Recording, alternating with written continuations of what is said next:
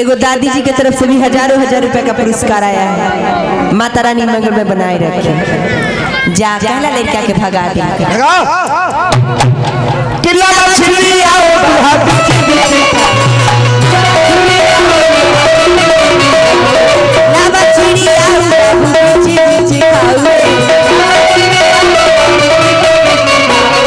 हमर पापा अपन मोनिया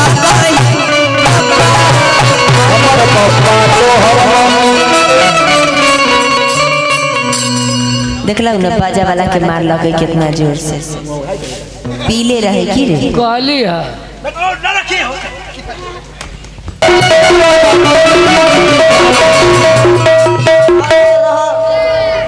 एगो दादी जी की तरफ से भी हजारों हजार रुपए का पुरस्कार आया है। माता रानी मंगल में बनाए रखे। जा कहला लड़का के भगा दी किला मछली आओ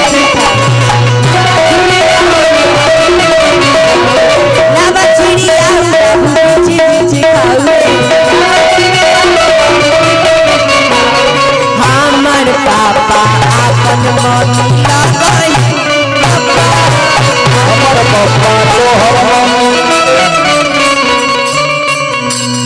देखला न बाजा वाला के मार लगे कितना जोर से पीले रहे की रे कहली है